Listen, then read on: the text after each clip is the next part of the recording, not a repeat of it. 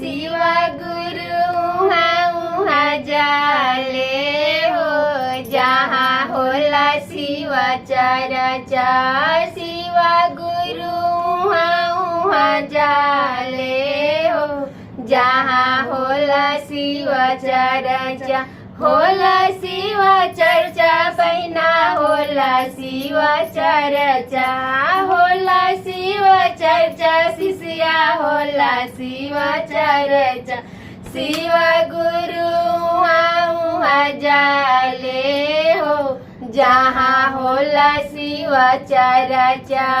शिवा गुरु उहाँ जाले हो जहाँ होला शिवा चर्चा। ओही शिवा चर्चा में ब्रह्मा जी जाले संगवा में अपना सरस्वती के ले जाले। ओही शिवा चर्चा में ब्रह्मा जी जाले संगवा में अपना सरस्वती के ले जाले। चर्चा में मानवा रमावेले हो जहाँ होला शिवा चर्चा। शिवा गुरु उहाँ जाले हो जहाँ होला शिवा चर्चा। ओही शिवा चर्चा में विष्णु जी जाले संगवा में अपना लक्ष्मी के ले जाले। ओही शिवा चर्चा में विष्णु जी जाले संगवा में अपना लक्ष्मी मैया के ले जाले। चर्चा में मानवा रमावेले हो जहाँ होला शिवा चर्चा। शिवा गुरु उहाँ जाले हो जहाँ होला शिवा चर्चा। ओही शिवा चर्चा में गणपति आवे।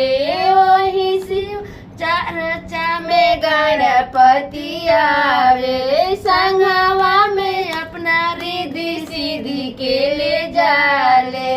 चर्चा में मानवा रमावेले हो जहाँ होला शिवा चर्चा। चर्चा में मानवा रमावेले हो जहाँ होला शिवा चर्चा। शिवा गुरु उहाँ जाले हो जहाँ होला शिवा चर्चा। शिवा गुरु उहाँ जाले हो जहाँ होला शिवा चर्चा। होली शिवा चर्चा में राम जी जाले संगवा में अपना सीता के ले जाले। वही शिवा चर्चा में राम जी जाले संगवा में अपना सीता मैया के ले जाले। चर्चा में मानवा रमावेले हो जहाँ होला शिवा चर्चा। शिवा गुरु उहाँ जाले हो जहाँ होला शिवा चर्चा। शिवा गुरु उहाँ जाले हो जहाँ होला शिवा चर्चा। शिवा चर्चा में कृष्ण जी जाले संगवा में अपना राधा रुक्मिणी के ले जाले। वही शिवा चर्चा में कृष्ण जी जाले संगवा में अपना राधा रुक्मिणी के ले जाले। चर्चा में मानवा रमावे हो जहाँ होला शिवा चर्चा।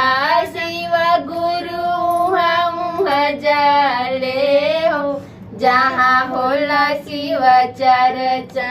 ओही शिवा चर्चा में हरिंदर भैया जाले संगवा में इलम दीदी के ले जाले।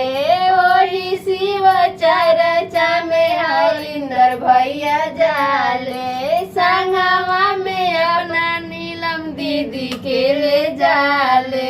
चर्चा में मनवा रमा शिव चर्चा शिव गुरु उहाँ उहाँ जाले हो जहाँ होला शिव चर्चा शिव गुरु उहाँ उहाँ जाले हो जहाँ होला शिव चर्चा।